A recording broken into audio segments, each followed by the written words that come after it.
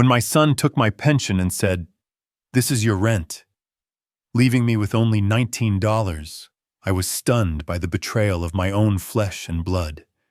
Instead of support, I received cold calculation.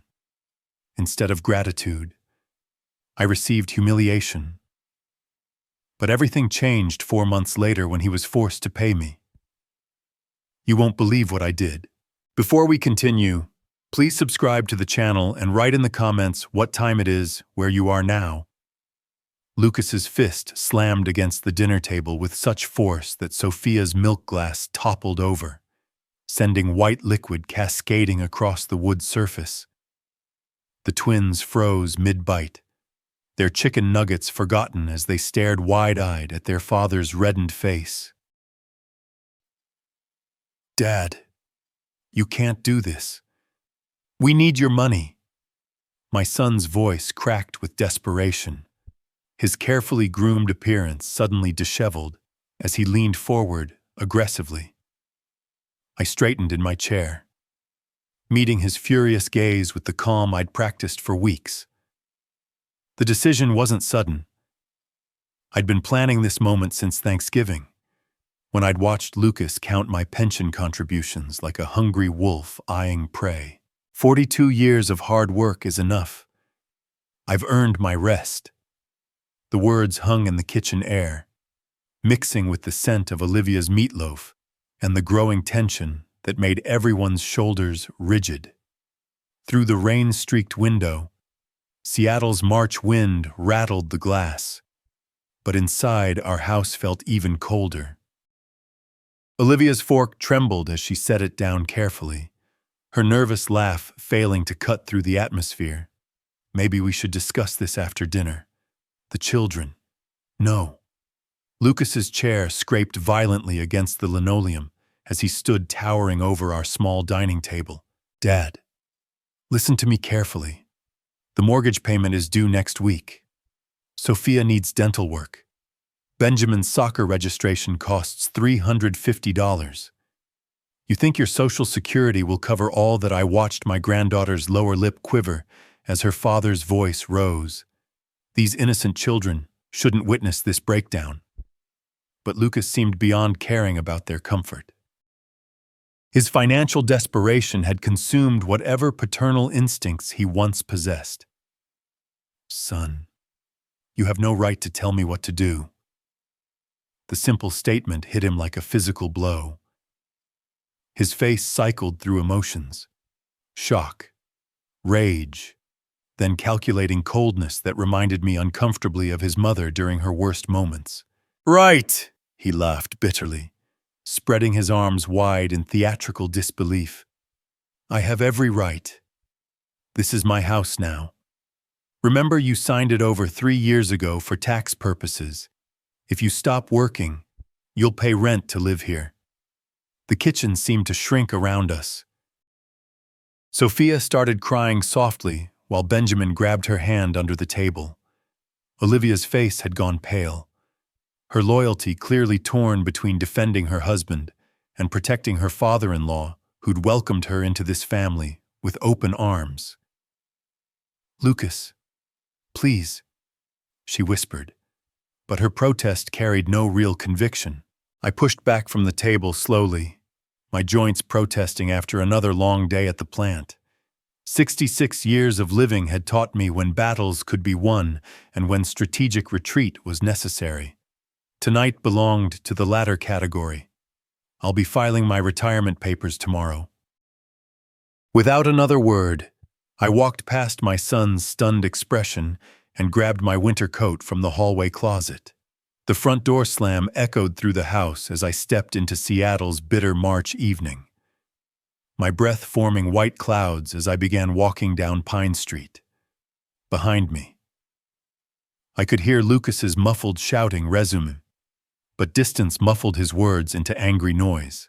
The streetlights cast long shadows across the rain-slicked sidewalk as I walked without destination, my mind already turning toward tomorrow's necessary steps. Dawn broke gray and cold over Seattle as I woke in my small bedroom. Lucas's threats from the previous evening still echoing in my memory. The house remained silent, my son and his family avoiding the kitchen where our confrontation had unfolded. I dressed quietly, pulling on my warmest sweater and gathering the manila folder I'd prepared weeks ago.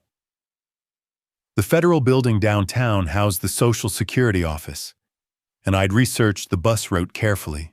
The Metro bus arrived precisely at 8:30, its diesel engine rumbling as other early commuters climbed aboard. An elderly woman with a walking cane smiled at me as I took the seat across from her. "Cold morning," she observed, adjusting her colorful scarf. "Spring will come eventually." My response felt prophetic somehow, as if I was speaking about more than just weather. Seattle's urban landscape rolled past the grimy bus windows, abandoned lots mixed with signs of slow renewal, young families walking children to school, workers hurrying toward office buildings. This city had survived economic downturns and reinvention. Perhaps I could manage the same transformation. The federal building's security checkpoint required removing my belt and shoes, a process that made me feel simultaneously important and vulnerable. Inside, fluorescent lights buzzed over rows of plastic chairs where other seniors waited with their own manila folders and hopeful expressions. Sawyer Winslow, a middle-aged woman wearing professional attire and a kind smile, approached my seat. "I'm Vanessa Roberts. Sorry for the wait." Her office was small but organized with family photos, sharing desk space with neat stacks of government forms. She gestured for me to sit across from her while she opened my file. "Let's start with Form SSA-1, your application for retirement insurance benefits." She handed me several pages and will need SSA-338 for the disability report since you're applying before full retirement age. The paperwork felt overwhelming initially, but Vanessa's patient explanations made each section manageable. My 42-year employment history with Boeing Company impressed her. The documentation showed steady work, reliable income, and substantial contributions to the system. "Mr. Winslow, your work record is impressive. Well-deserved retirement. Finally, I'll be free." The words slipped out before I could stop them, carrying more emotional weight than I'd intended. Vanessa's expression softened with understanding. "Family pressures." I nodded, not trusting my voice to remain steady. She'd probably heard similar stories from other seniors, trapped between their own needs and their children's financial expectations. My phone buzzed insistently during the appointment. Lucas's name appeared repeatedly on the screen, but I let each call go to voicemail. When we finished the paperwork, I finally answered. "Dad, you're making a mistake." His voice carried the same desperate edge from last night's dinner confrontation. "This is my life, Lucas." I spoke quietly, but firmly, aware that Vanessa was organizing my documents at her desk. "Processing typically takes 4 to 6 weeks, she explained after I ended the call. "Your first payment should arrive around mid-June, assuming everything processes smoothly." The bus ride home felt different, lighter somehow. Despite Lucas's continued opposition, I'd taken the first concrete step toward independence. And the official paperwork in my folder represented more than just retirement benefits. It symbolized reclaiming control over my own future. Lucas was waiting when I walked through the front door, his expression a mixture of anger and wounded pride. But something in my demeanor must have warned him that further arguments would prove futile.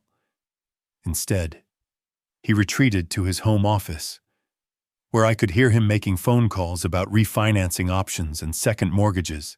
Over the following weeks, I established a new routine. Each morning, I checked the mailbox, hopefully, each afternoon. I walked through the neighborhood, noting which houses displayed for rent signs. Each evening I counted the small savings I'd accumulated in cash hidden in my dresser drawer, behind old photographs of Eleanor. The waiting period tested my resolve, but it also strengthened my determination. Lucas's periodic attempts to change my mind only reinforced my conviction that independence was worth whatever sacrifices it required. June 15th arrived with the kind of pleasant spring morning that makes Seattle residents forget winter's harsh grip. I'd been checking the mail daily for 4 weeks, my anticipation building with each passing day. The routine had become almost ritualistic. Coffee first, then the short walk to our mailbox at the end of the driveway. Today felt different. The envelope bearing the Social Security Administration's return address sat nestled between utility bills and grocery store advertisements, like a prize waiting to be claimed. My hands trembled slightly as I carried it inside, closing myself in my bedroom before opening it carefully. The check was real. $1,982 made out to Sawyer Winslow. More than I'd expected. Actually, the calculations I'd done on napkins over the past months had been conservative estimates. I stared at the neat printing, the official seal, the signature that made it legally valid. "This is my money earned through honest labor," I whispered to the empty room. The walk to Bank of America on Pike Street took 25 minutes, during which I kept touching my shirt pocket to ensure the check remained safely tucked away. The morning was warm enough that I didn't need my heavy winter coat, and the lighter jacket felt symbolic of the burden lifting from my shoulders. Sophia Kim had been my teller for nearly 16 years, watching me deposit paychecks and withdraw small amounts for household expenses. Her face brightened with genuine pleasure when she saw me approaching her window. "Mr. Winslow, how are you today?" "Better than I've been in months." I slid the check through the security glass. "I'd like to cash this, please." Her eyes widened as she read the amount and the Social Security designation. "Congratulations on your retirement, Mr. Winslow. You've certainly earned it." The process required additional verification for such a large cash withdrawal, but Sophia handled everything efficiently. The counting machine's mechanical rhythm, as it sorted bills, created a satisfying soundtrack to my liberation. She arranged the money in neat stacks, hundreds, 50s, and 20s that felt substantial and real in ways that electronic transfers never could. "Would you like an envelope for this?" I accepted the thick manila envelope, feeling its satisfying weight as I tucked it securely into my jacket's inside pocket. The walk home passed in a blur of contentment. I called Henry Patel from a payphone outside the corner grocery store, needing to share this moment with someone who would understand its significance. "Henry, I'm finally free. Sawyer. Did you get it?" The check actually came through. $1,982. More than enough to start fresh. My voice carried a lightness I hadn't felt in years. Back home, I climbed the stairs to my bedroom and carefully locked the door. The money deserved proper respect, so I counted it twice before hiding it in my dresser's bottom drawer, beneath the box of Eleanor's letters I'd saved since her passing.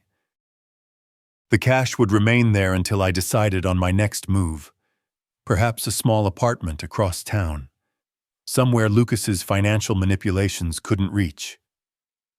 That evening, I cooked myself a simple dinner and ate it in peaceful silence.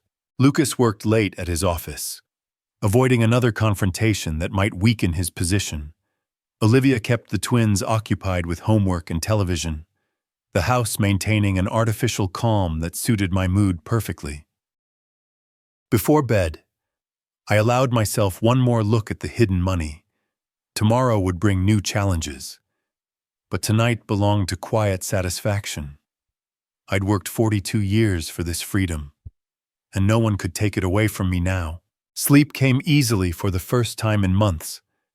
My dreams filled with possibilities instead of anxieties. The weight of financial independence felt better than any pillow. And I woke the next morning, ready to begin planning my escape from Lucas's control. Sunlight streamed through my bedroom curtains, painting golden rectangles across the worn carpet as I stretched and smiled. Yesterday's triumph still warmed my chest. $1,982 in crisp bills, hidden safely away from Lucas's grasping hands. Today would bring planning, maybe apartment hunting, definitely freedom. The morning felt different somehow, filled with possibilities that retirement had unlocked. Birds sang outside my window, their cheerful melodies matching my optimistic mood as I swung my legs over the bed's edge. Soon I'd wake up wherever I chose, answer to no one, spend my own money as I saw fit. My dresser drawer opened with its familiar squeak. The folded sweaters lay exactly where I'd left them, undisturbed and innocent-looking. But underneath, where thick bundles of bills should have waited, empty space stared back at me. A crumpled $10 bill and some loose change rattled in the drawer's corner. $19 total from yesterday's $1,982. My hands trembled as I lifted the sweaters, shook them frantically, searched every fold and crease for money that wasn't there. Impossible. The word escaped as a whisper while I slammed the drawer shut and yanked it open again. As if the money might magically reappear. Nothing. Just that pathetic $19, mocking my stupidity. Heart hammering against my ribs, I tore through the remaining drawers. Socks, underwear, old photographs of Eleanor scattered across the floor as I searched with growing desperation. Under the mattress, nothing. Behind the picture frames, empty. In the closet corners, where dust bunnies collected, not a single bill. The bedroom window showed no signs of forced entry. The lock remained intact, the screen uncut. Whoever had done this possessed a key, knew the house layout, understood exactly where to look. But who could have known about my hiding place? I checked every possible location twice, my breathing becoming ragged as reality crystallized into cold certainty. Someone had systematically searched my room and stolen nearly $2,000 while I slept peacefully, dreaming of independence. My phone sat on the nightstand, and I reached for it instinctively. Police. Report the theft. But my hand froze halfway to the device as fragments of possibility assembled into horrible understanding. No signs of break-in meant inside job. Only family members had access to the house overnight. Only someone who lived here could have searched so thoroughly, so quietly, without waking anyone. The thought hit like ice water in my veins, but I forced myself to consider it rationally. Lucas knew about my retirement money. He'd made his demands clear during our dinner confrontation. When reasonable persuasion failed, had he resorted to outright theft downstairs? I could hear familiar morning sounds, dishes clinking, coffee brewing, children's voices preparing for school, normal family life continuing while my world crumbled upstairs. Time to find answers. Kitchen sounds drew me downstairs like a magnet pulls metal. The ordinary symphony of breakfast that had played every morning for the past 3 years. Olivia stood at the counter buttering toast while Sophia and Benjamin hurried through cereal bowls, backpacks already positioned by their chairs for the school rush. Lucas sat reading yesterday's Seattle Times, coffee steaming beside his plate of scrambled eggs. He looked up casually as I burst through the doorway, clutching the $19 in my trembling fist. "Morning, Dad. Sleep well." His tone carried perfect normalcy, but something cold flickered behind his eyes that made my stomach clench with dread. "Lucas, we've been robbed." My money is gone. Olivia's coffee cup froze halfway to her lips. The children's spoons stopped moving as they sensed adult crisis brewing around their innocent breakfast. But Lucas simply folded his newspaper with deliberate precision and set it beside his plate. Nobody robbed us. Dad, I took your money. The words hit like physical blows, each syllable driving deeper into my chest. Sophia started crying softly while Benjamin slid lower in his chair, trying to disappear. Olivia set down her cup with shaking hands, but said nothing. Why? Without my permission, Lucas stood slowly, his height advantage suddenly menacing in our small kitchen. When he smiled, it held no warmth, only cold calculation that reminded me of predators sizing up wounded prey. You didn't listen to me. Remember our conversation at dinner? I told you what would happen if you retired. He reached into his pocket and pulled out a thick fold of bills. My bills. This is rent for living in my house. I'll take all your pension payments and give you $25 per week for personal expenses. The injustice crashed over me like a wave. This is my money. You're a thief. Watch your tone. Lucas's voice dropped to a dangerous whisper while he counted several bills and held them toward me like scraps thrown to a dog. $25. That's generous considering you don't pay for food, utilities, or housing. Your house, I paid for this house for 35 years. Prove it in court. Old man. Olivia finally spoke, her voice barely audible above the children's sniffling. Lucas, maybe we should stay out of this. Olivia. He silenced her with a look that promised consequences for interference. Sophia sobbed openly now while Benjamin stared at his untouched cereal, tears streaming down his face. They were watching their grandfather being destroyed by their father, learning lessons about power and cruelty that no 9-year-old should witness. Lucas tucked the stolen money back into his pocket and returned to his breakfast as if nothing had happened. 25 a week. Dad, take it or find somewhere else to live. The ultimatum hung in the kitchen air like smoke from a house fire, poisoning everything it touched. Rage built inside my chest like steam in an overheated engine. But I forced myself to remain standing while Lucas resumed eating his eggs with theatrical calmness. The children needed to leave for school, needed escape from this toxic demonstration of adult cruelty. Get out of my house if you don't like it. Lucas waved his fork dismissively when I started to protest again. Olivia hurried the twins toward the hallway, their school bags clutched like shields against the warfare erupting around them. Sophia looked back at me with frightened eyes that broke something fundamental in my heart. I'm sorry you have to see this, I whispered to her retreating form. Lucas finished his breakfast with deliberate slowness, checking his watch and gathering papers for work. His leather briefcase sat beside his chair, expensive and professional looking, a symbol of the success he'd built on my financial foundation. Think about my offer. Dad, 25 a week is more than most nursing homes provide for spending money. He left for the office at exactly 9:45, kissing Olivia goodbye like any normal husband, heading to another day of honest work. The front door slam echoed through the house, followed by his car starting and driving away toward downtown Seattle.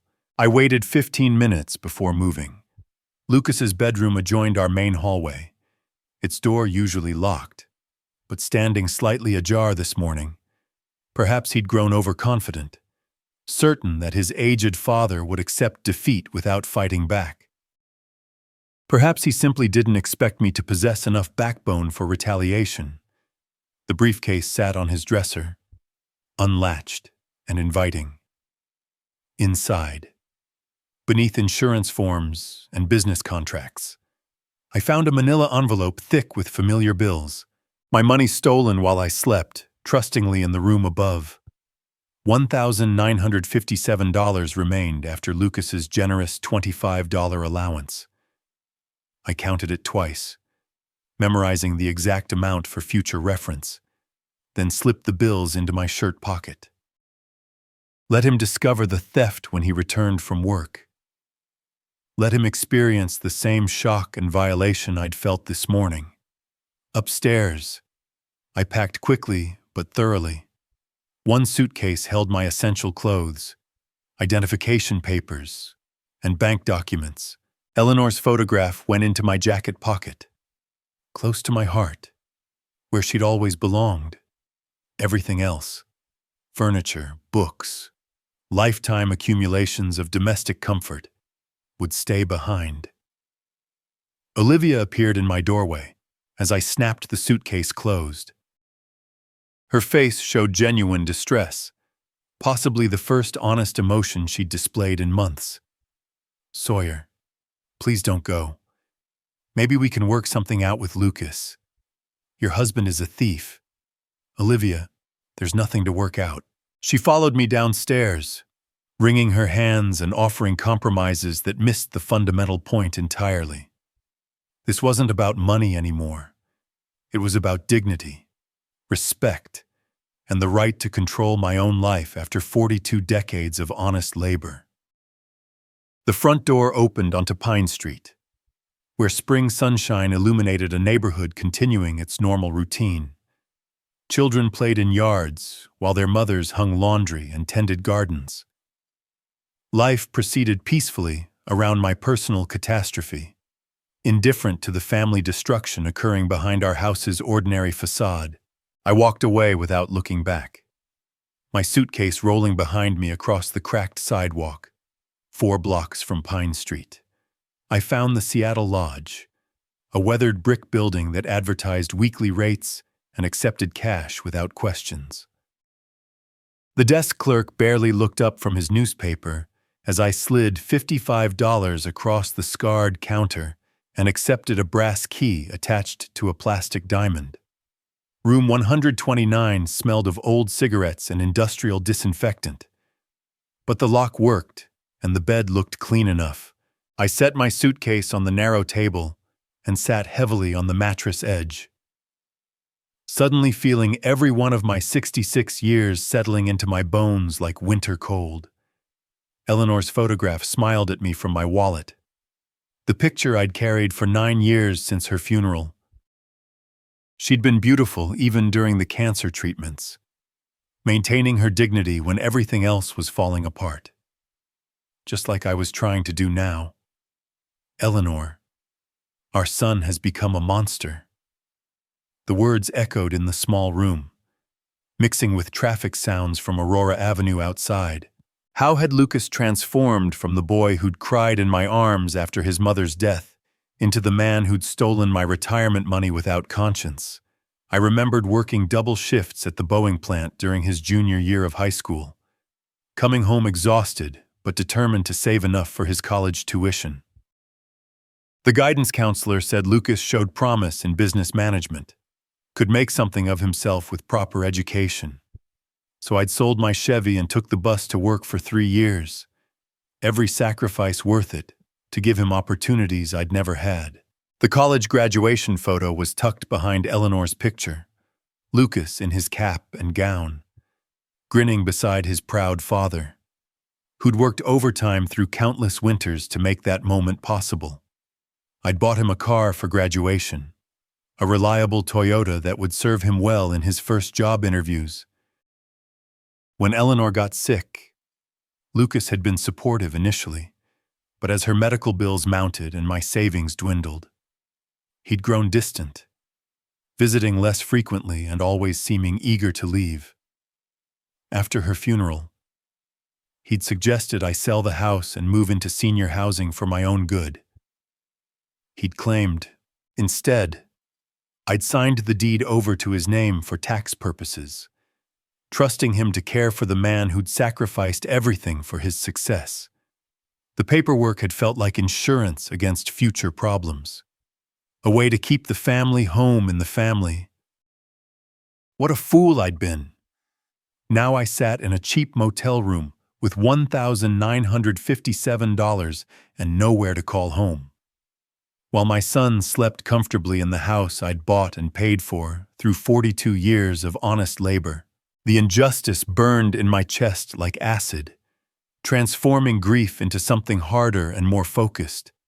I counted the remaining money twice, $1,957 after tonight's room payment, enough to survive for several weeks if I was careful. Maybe longer if I found cheaper accommodations. But money wasn't the real issue anymore. Enough being a victim. Time to show him real consequences. Morning light crept through the thin curtains as I made my decision. There were people who helped seniors, organizations that fought against exactly what Lucas had done to me. Tomorrow, I'd start looking for allies in this war my son had declared. The Seattle Public Library's computer terminal yielded exactly what I needed. The Elder Assistance Center on Elm Avenue offered free legal consultations for elderly residents facing financial abuse. Their website featured testimonials from people whose children had stolen their money, manipulated their assets, or pressured them into unfavorable arrangements. Reading those stories felt like looking into a mirror. I wasn't alone in this particular form of family betrayal. 3 days of research and preparation led me to their modest brick building on a bright Wednesday morning. The manila folder under my arm contained every document I'd managed to gather. The original house deed, mortgage papers, and bank statements showing my pension deposits. My hands shook slightly as I approached the reception desk. Sawyer Winslow to see Lauren Mitchell. I have a 10:30 appointment. The receptionist, a kindly woman in her 50s, smiled warmly and gestured toward a row of comfortable chairs. She'll be right with you. Mr. Winslow, can I get you some coffee? Lauren Mitchell emerged from a side office 7 minutes later, a professional woman in her mid-40s with sharp eyes and a no-nonsense handshake. Her office walls displayed law degrees from University of Washington, alongside certificates in elder advocacy. Tell me what's been happening. Mr. Winslow. I explained the situation carefully, starting with my retirement decision and ending with Tuesday's confrontation in the kitchen. Lauren listened without interruption, occasionally making notes on a yellow legal pad. When I finished, she reached for my folder. May I examine your documents? The house deed seemed to capture her immediate attention. She studied it carefully, then turned to her computer and began typing. Her eyebrows rose as she read whatever appeared on her screen. Mr. Winslow, the house is registered in your name. You're the sole owner. But Lucas has lived there over 12 years, ever since his mother died. That gives him no ownership rights. What he did is financial exploitation of an elderly person, which is a crime in Washington. Lauren leaned forward, her expression growing more serious. Under RCW 74.34, anyone who takes advantage of a vulnerable adult's assets can face both criminal charges and civil liability. The legal terminology washed over me like cold water. Shocking, but somehow cleansing. You mean I have rights? Absolutely. We can demand eviction, compensation for damages, and even retroactive rent. She began pulling forms from her desk drawer. Your son essentially stole your money and is illegally occupying your property. Washington law takes elder financial abuse very seriously. For the first time in days, hope flickered in my chest. What do we do first? I'll draft a formal demand letter requiring him to vacate the premises within 45 days and compensate you for the theft. We'll send it certified mail to create a legal record. Lauren's pen moved across the letterhead as she spoke. If he refuses, we can file for both criminal charges and civil recovery. The next hour passed in a blur of explanations and document preparation. Lauren outlined the entire process. Demand letter, waiting period, potential court action if Lucas refused compliance. The system I'd trusted for 42 years of honest work was finally protecting me instead of abandoning me. This will take time, Mr. Winslow. Legal processes move slowly, and your son might hire his own attorney. Lauren sealed the completed demand letter in an official envelope. Are you prepared for a potentially lengthy battle? I thought of Eleanor's photograph in my wallet, of the college tuition I'd sacrificed my car to pay, of Tuesday morning's casual cruelty over breakfast dishes. I've been preparing for this fight my whole life. I just didn't know it. Tomorrow, we'd mail the letter that would change everything. The main post office on Union Street processed certified mail with bureaucratic precision that suited my mood perfectly. Lauren stood beside me as the postal clerk attached tracking numbers and return receipt requests to the thick envelope bearing Lucas's name and my former address. Make sure he signs for it personally, I instructed, sliding the postal fees across the counter. I want proof he received every word. 5 days had passed since our legal consultation, during which I'd found a small studio apartment in Belltown and begun establishing my independent life. The place cost $650 a month, manageable on my pension, and offered something the Pine Street house never had: complete control over my own space. Lauren had crafted the demand letter with surgical precision, each paragraph building toward ultimatums that would force Lucas to confront the consequences of his actions. Reading it one final time before mailing felt like holding a loaded weapon. This should reach him by Saturday afternoon, the postal worker confirmed, handing me the tracking receipt. Saturday came and went without response. Sunday morning brought the return receipt in my mailbox, Lucas's hasty signature confirming delivery at 3:12 p.m. on June 28, 2025. I imagined his expression while reading those devastating paragraphs. The slow realization that his father had found both allies and ammunition. My phone rang at exactly 11:30 Sunday morning. Dad, are you crazy? This is our house. Lucas's voice carried the same dismissive tone he'd used during our kitchen confrontation. But underneath, I detected something new. Uncertainty bordering on panic. No. Lucas, this is my house. You have 45 days. You can't do this. I've invested years improving the property, maintaining it, paying utilities with my money. I kept my voice level, enjoying the power shift more than I'd expected. Every mortgage payment, every repair, every utility bill came from income I earned or savings I accumulated. You've been living rent-free in my house while stealing my retirement funds. The silence stretched long enough that I wondered if he'd hung up. When he spoke again, the bluster had evaporated. Dad, let's talk about this reasonably. Maybe we can work out some arrangement. The arrangement is clearly outlined in the letter. 45 days to vacate. $6,000 compensation for theft and emotional distress. Keys returned to my attorney. I paused, letting each demand sink in. Those terms aren't negotiable. $6,000. I don't have that kind of money. Then you shouldn't have stolen mine. This is ridiculous. I'm calling my own lawyer. Good. Mine will enjoy explaining Washington elder abuse statutes to yours. The conversation ended with Lucas's angry disconnection. But I felt nothing except cold satisfaction. For the first time in months, someone else was scrambling to respond to my actions instead of the reverse. My studio apartment's single window faced west toward downtown Seattle, where afternoon sunlight painted the Space Needle's structure gold.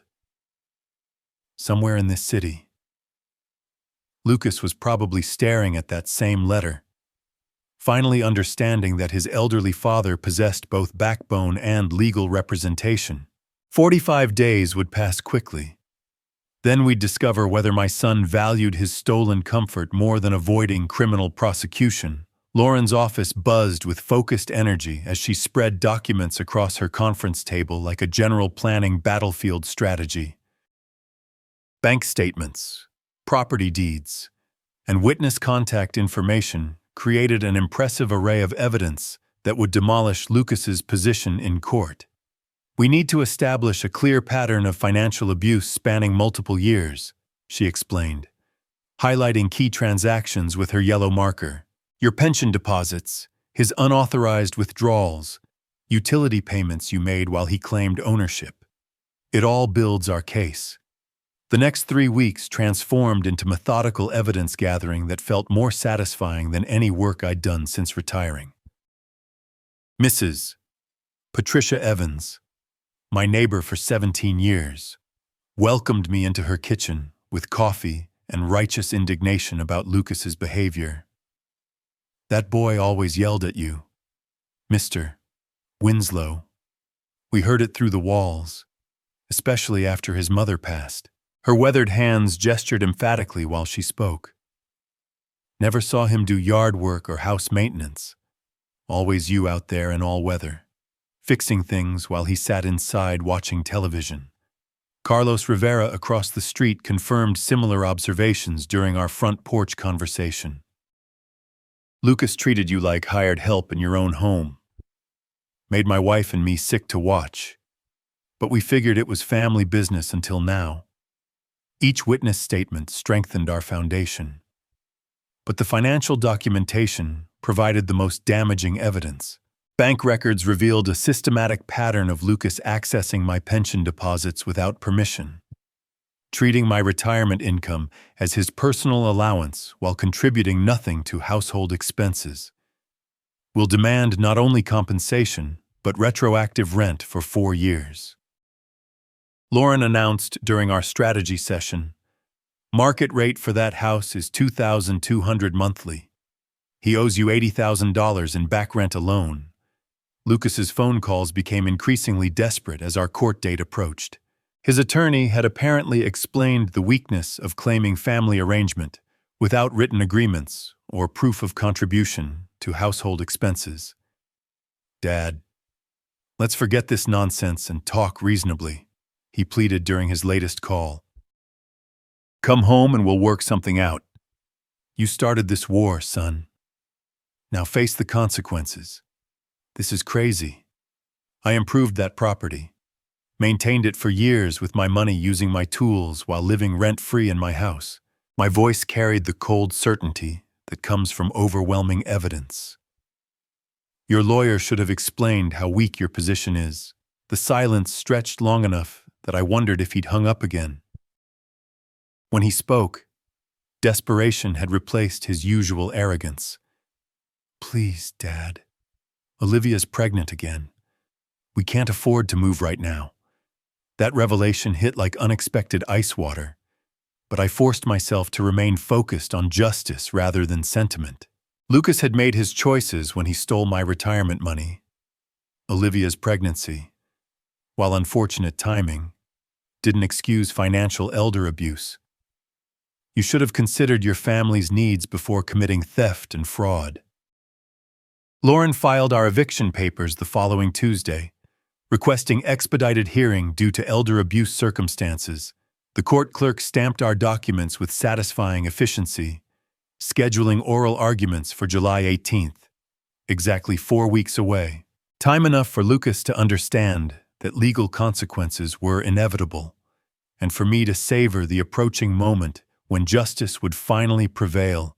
Judge Daniel Foster's courtroom commanded respect with its polished wood paneling and stern portraits of previous jurists who dispensed justice from the same bench.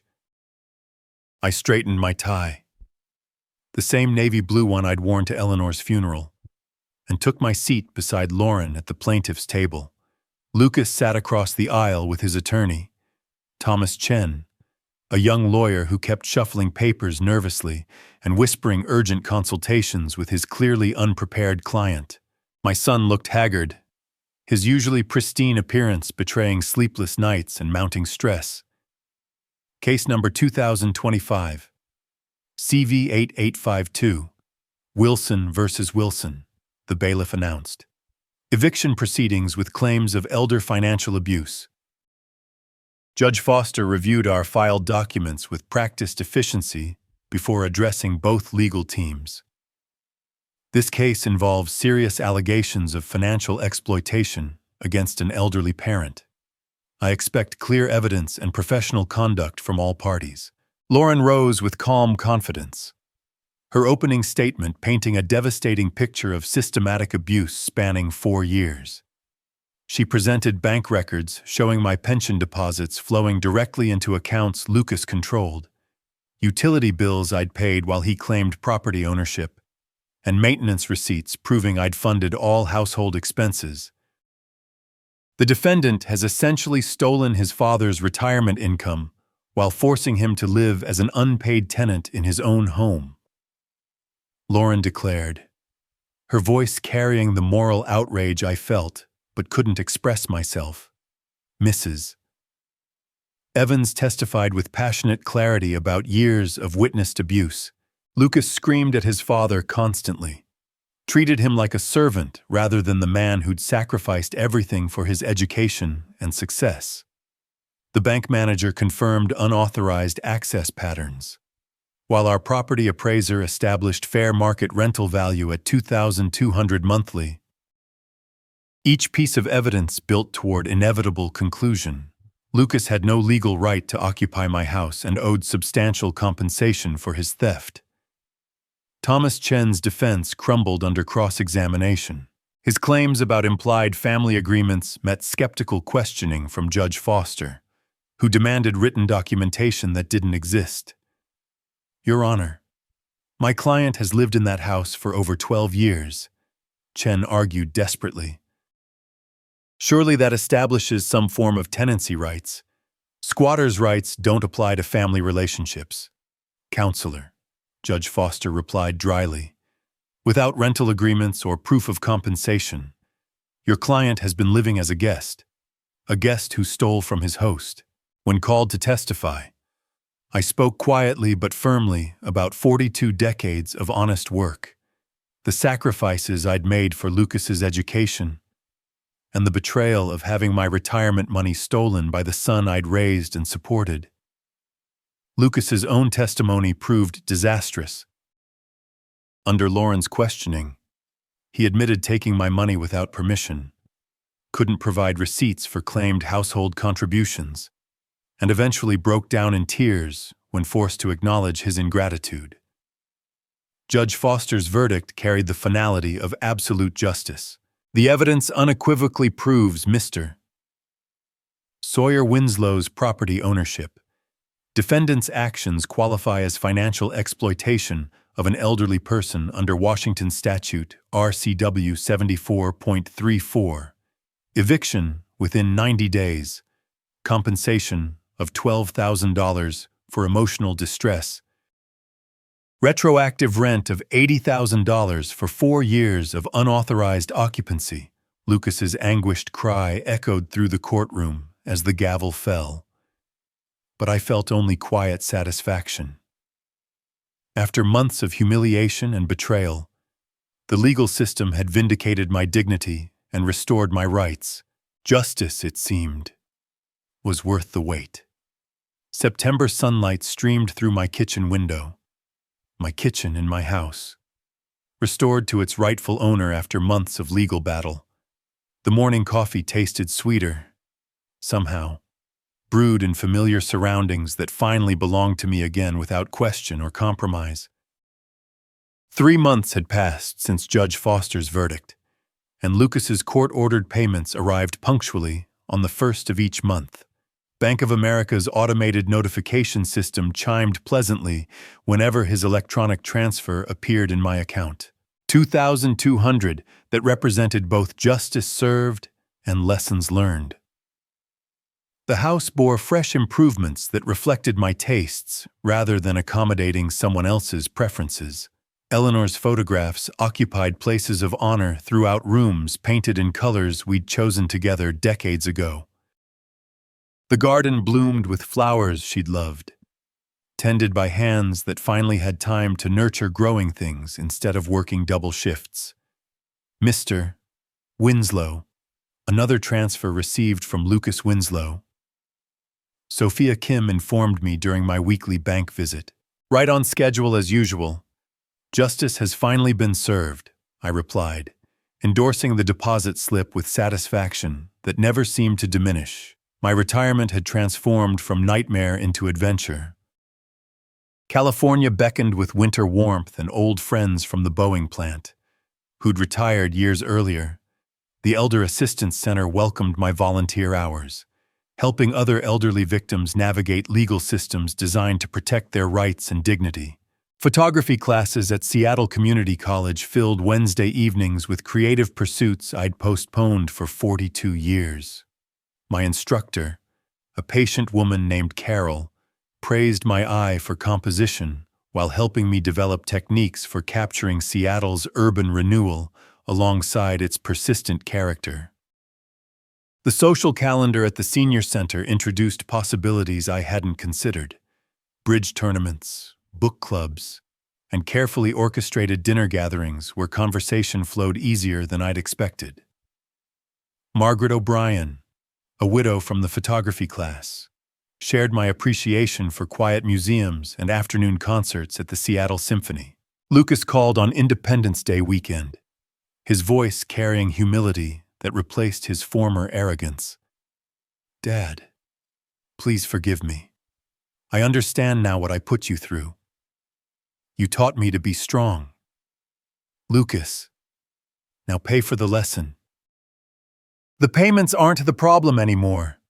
It's knowing I destroyed our relationship for money I didn't even need that badly.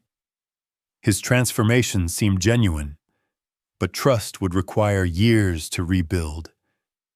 Olivia had found work as a medical receptionist. Their new apartment in Capitol Hill was modest but adequate, and the children were learning valuable lessons about earning rather than taking what they needed. Perhaps we can have coffee sometime, I offered carefully, on neutral ground with no expectations except conversation. I'd like that. Dad, I'd like that very much. Evening light painted my renovated kitchen gold as I prepared dinner for one, a meal chosen for taste rather than budget, cooked in my own time, without pressure or interference. The telephone rang occasionally with social invitations, travel opportunities, or simply friends checking on my well-being. Tomorrow would bring another photography expedition with Carol, then lunch at the Senior Center, where my advice helped other families navigate similar battles. Next month promised California sunshine and reunions with colleagues who'd retired before family obligations trapped me in patterns of sacrifice and enabling. Eleanor's photographs smiled from the windowsill, surrounded by flowers that bloomed because I finally had time to tend them properly. Somewhere across town, Lucas was learning to live within his means, while honoring debts to the father he'd betrayed. The balance felt exactly right. I raised my coffee cup in a silent toast to second chances, hard-won justice, and the sweet satisfaction of reclaiming a life I'd thought was lost forever. As the sun sets on this chapter of redemption, remember, family bonds can break, but justice rebuilds stronger foundations. What would you do if faced with such betrayal? Share your thoughts in the comments below. Your stories inspire us all. Have you experienced a similar turnaround? Let's discuss, connect, and support one another right here. Subscribe now for more tales of resilience and revenge. Hit that notification bell to never miss an update. Your engagement keeps this channel alive. To hear the next gripping story, click the box on the left. Thank you for joining this journey. Until next time, stay empowered.